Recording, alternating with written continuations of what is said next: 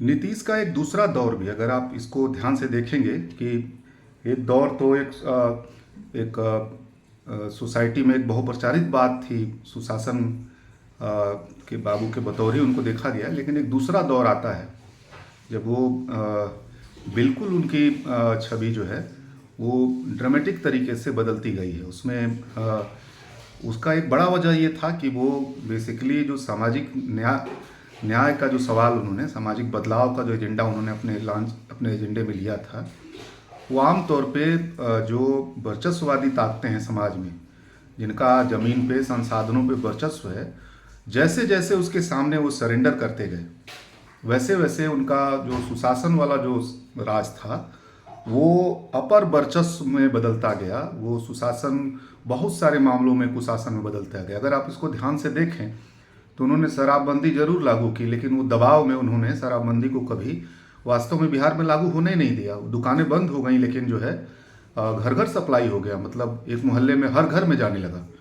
तो ये सरकार ने इस पे एक दबाव में ही ये छोड़ा है। ये उसको उसके वो वापस नहीं ले सकते थे क्योंकि उससे उनकी राजनीति जुड़ी हुई थी, लेकिन उसको कड़ाई से वो लागू नहीं कर सकते थे।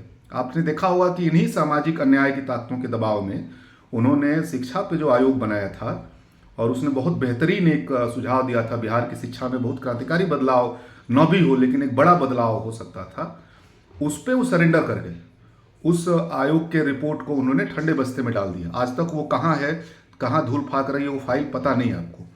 जमीन को लेकर के जो उन्होंने सुधार का फैसला लिया था, बंदोपाध्याय आयोग जिसकी मैं पहले चरण में चर्चा कर रहा था, ये उनके कुछ बड़े फैसले थे। आप कल्पना नहीं कर सकते हैं कि बिहार जैसे राज्य में वो भी इस दौर में कोई इस तरह का फैसला ले कि हम नए सिरे से जमीन के सवाल को एड्रेस करेंगे।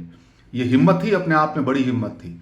लेकिन वो एक बहुत ही बुनियादी आयोग ने बहुत सकारात्मक फैसले दिए। उस फैसले को भी इस सरकार ने, नीतीश जी ने ठंडे बस्ते में डाल दिया। आज उसका अता पता नहीं है क्या हो रहा है। तो मैं ये कहना चाहता हूं कि जो उनका विकास का मॉडल था, सुशासन का मॉडल था, और वो सामाजिक न्याय के साथ जोड़ के जो आगे बढ़ना था, उसको जिस तरह जिन जिन ताकतों से उन्हें हाथ में मिलाई, ये जो उनका खराब दौर है, जो उनका कुशासन वाला जो दौर है, वो जैसे जैसे उन वर्चस्व की ताकतों से बिहार में राजनीतिक, सामाजिक और आर्थिक उसके 90% पे जिन ताकतों का वर्चस्व है, उनके सामने वो सरेंडर करते गए जैसे जैसे, वैसे वैसे उनकी राजनीति, उनकी चमक, उनका जो नीतीश एक ब्रांड के बतौर थे, वो ब्रांड लगातार धूमिल होता गया। उसमें बहुत सारे दाग लगते गए।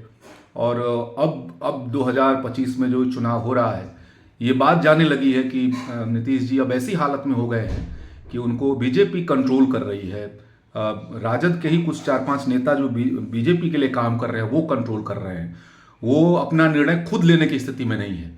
तो एक सुशासन मैन से, एक सुशासन के नेता से लेकर के एक बेहद कमजोर नेता तक की ये यात्रा है। ये देखना है 2025 के बाद ये जो आरोप इस समय उनके ऊपर लग रहे हैं, उससे वो कैसे निपटते हैं और कैसे जो है अपनी राजनीति को, अपनी पहलकदमी को कैसे जिंदा रखते हैं। ये देखने की बात है। ये इस चुनाव के बाद हम सब लोग इसको देखेंगे, उसके गवाह बनेंगे।